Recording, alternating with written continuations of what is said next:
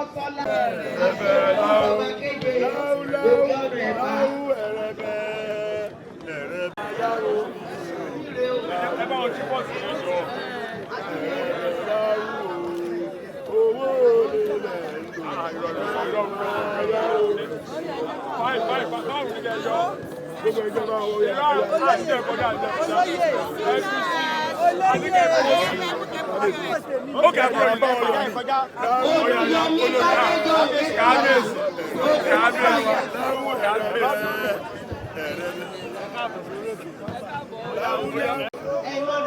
Ẹ̀yin náà dà, àwa rè, àwa rè.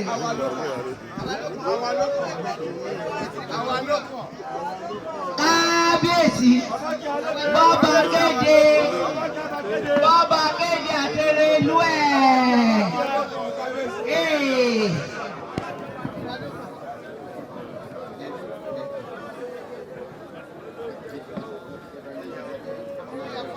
Kábíyèsí àwọn ọmọ yìí nìyẹn o. Gbogbo bọ́ba bá ṣe ń kéde a máa gbọ́ ni o. Bọ́ba kéde bọ́ba tó jáde a gbọ́dọ̀ kéde. Bọ́ba bá ń bọ̀ a gbọ́dọ̀ kéde. Bọ́ba kéde.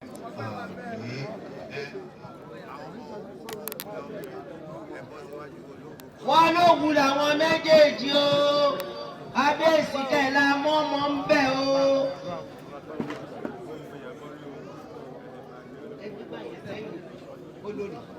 Olórí ẹgbẹ́ báyìí sẹ́yìn.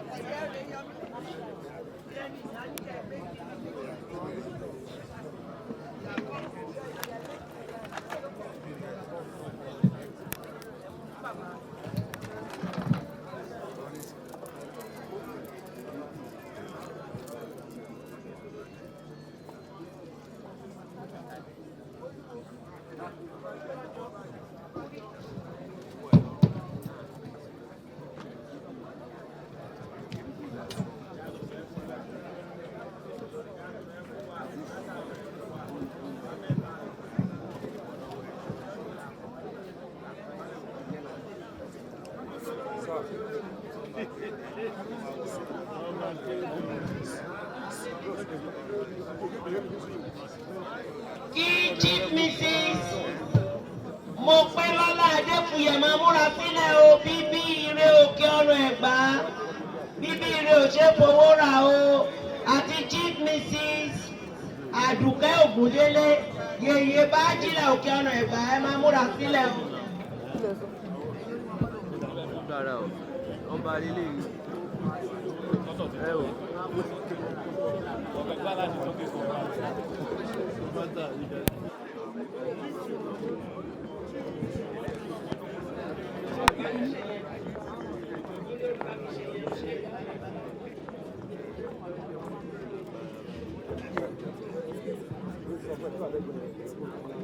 Oyè náà bọ́ sílé wa ó di kóró.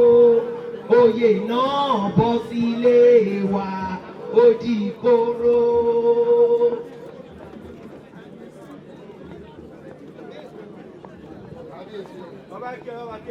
Èrèlú bọ́ba kéde àti bọ́ba kéde òkè ọ̀rọ̀ Ẹ̀gbá ẹ lọ kí a fọ́tò pẹ̀lú bàbá. Àwa la ní dá wa o, àwa la ní dá wa ẹ̀ ní bá ọmọ ká bá tó bẹ́ẹ̀ bẹ́ẹ̀ yìí.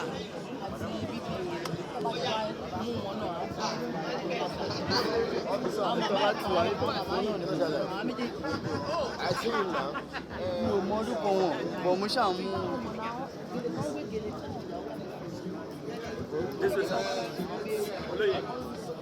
Ará ẹ dìde ẹ bá wa jó, ènìyàn wa ẹ bá wa yọ̀, Olúwa wa ló gbé wa ga, nínú ewu gbogbo ó pa wá mọ́. Bàbá kéde nínú ewu gbogbo ó mú wa yè, kí ló tún yẹ wá bí kò ṣe ọpẹ́, ọpẹ́ ní tàwa lọ́jọ́ gbogbo. Praise the Lord. Praise the Lord. Chief Mrs. Mopelola Adefuye, bíbí ire òkè ọ̀nà Ẹ̀gbá, àti Chief Mrs. Abiola. Chief Mrs.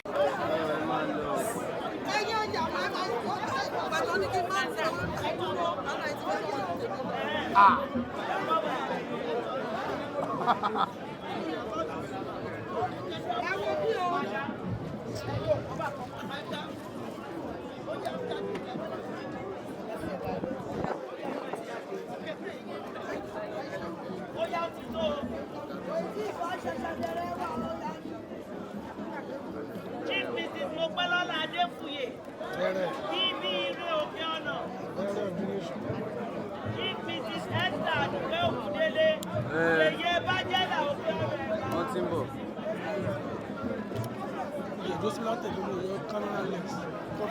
Àwọn olóyè ní Ṣáàyà ẹ̀yà ọmọlẹ̀ ṣe mọ́ ká ní ẹ̀yà nǹkan ṣe máa ti mọ̀ a wà ń jẹ mọ́. Madam, ẹgbẹ́ pálí ọ̀hún. Gbé síwájú ọ̀nà.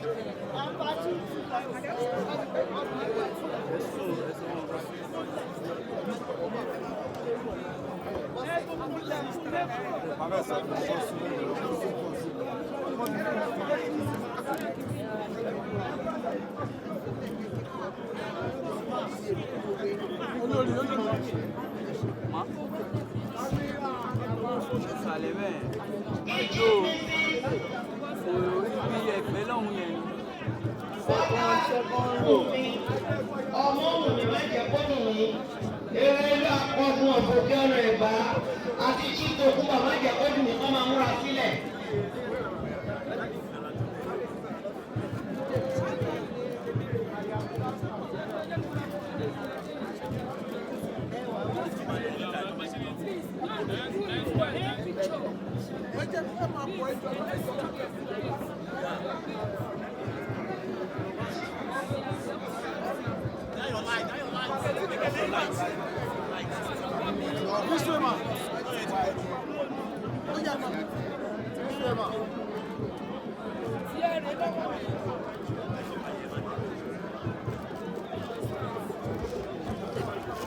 Ẹ ṣe kí á bẹ̀yẹ o, ọ̀yà gbọ́dọ̀ pẹ̀lú kábíyèsí kọ́fẹ́ẹ̀tì nílẹ̀ ní lórí o.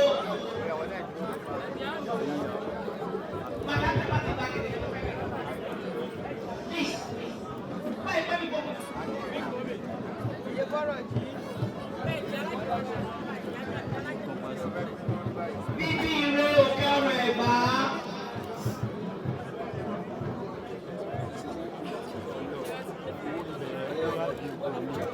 Àti ìyá wa ayẹyẹ Bátìlà òkè ọ̀nà Ẹ̀gbá Chief Mrs.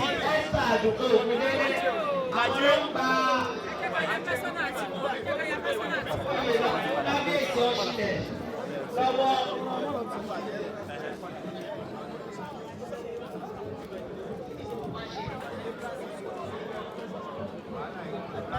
Thanks for watching this video. Please don't forget to click on subscribe button. Kindly comment and share.